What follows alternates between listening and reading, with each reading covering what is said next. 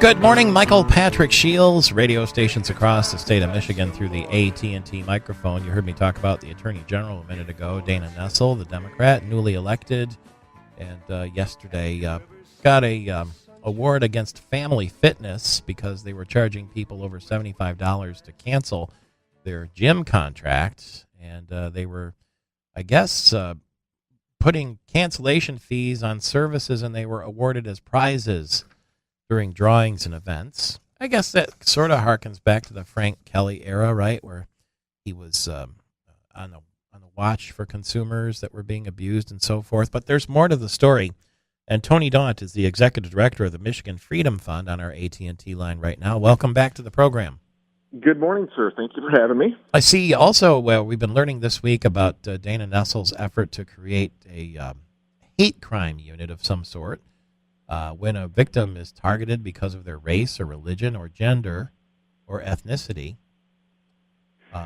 they would have additional charges and penalties. And some people are concerned, well, is hateful speech then interpreted as a reason to pursue a hate crime? If somebody posts something online and then they get arrested, do you go back? It's kind of vague, isn't it?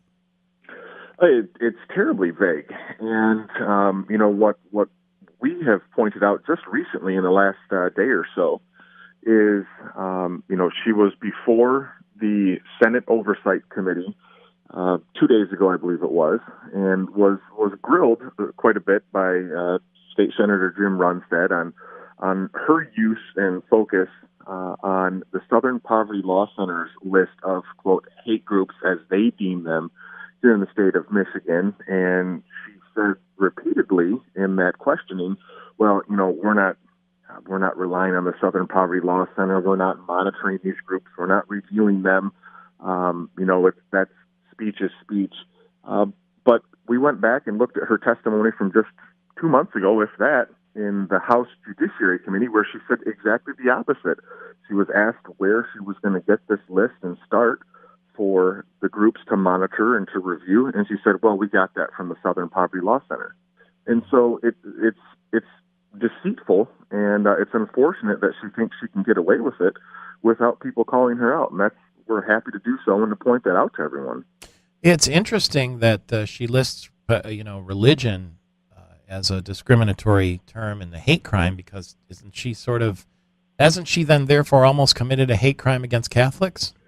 Well, that's an interesting point because, as contemptible as it is for her to say the things about Catholics and other, believers, those who live out their faith on a daily basis, perhaps related to the adoption agencies that the state works with.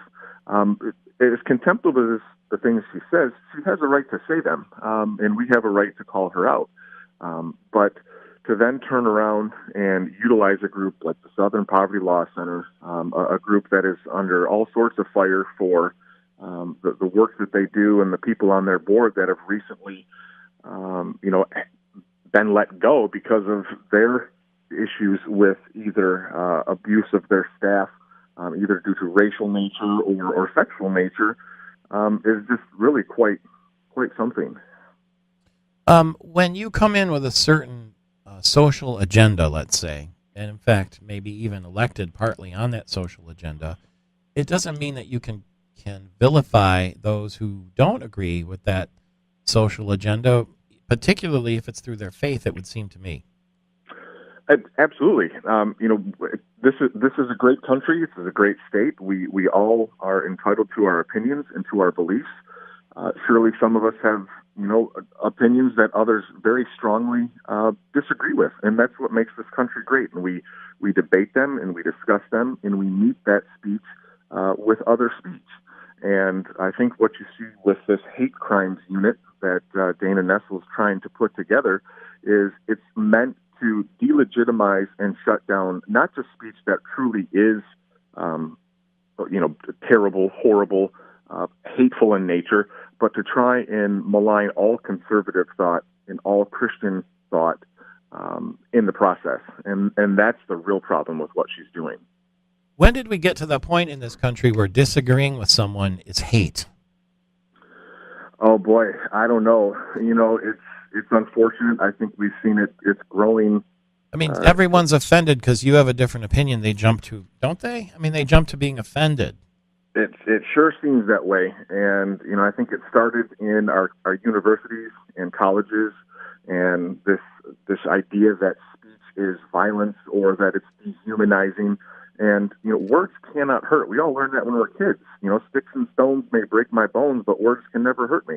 And there's people out there who say hurtful things and hateful things, and either ignore it or meet them head on with speech that shows them to be the bigot that they are. Do you have any them down. As a conservative, do you have any concern that Joe Biden's candidacy, should he win the nomination, would draw away some of the presumably Republican voters from Trump? Well, I think, the short answer, yes. Joe Biden is kind of an old main school, mainline Democrat, paycheck type guy, blue collar, really resonates with those people. Yeah, and so the people who saw Hillary Clinton and other progressive Democrats of the era as out of touch with their needs and their hopes, I think they could see that in Joe Biden. I guess in a hypothetical right now, he would beat the president, but I don't know. He was considered the front runner in the primary, but I don't imagine he will remain that once they start taking him apart, because it seems like new and shiny has the attention of the Democrats these days. Yes. Oh, absolutely. That they can't keep up with who their flavor of the month is, and right now it's Mayor Pete. I think is the one who's getting all the attention. Mm-hmm. He's kind of stolen that from Robert Francis O'Rourke, and we'll see how things play out. I don't think very few people could have predicted Donald Trump was actually going to win, and so to make any predictions at this point, this far out, I would be afraid I'd just be making myself look foolish. Well, check him out at MichiganFreedomFund.com. Tony Daunt with Michael Patrick Shiels. Thank you, sir.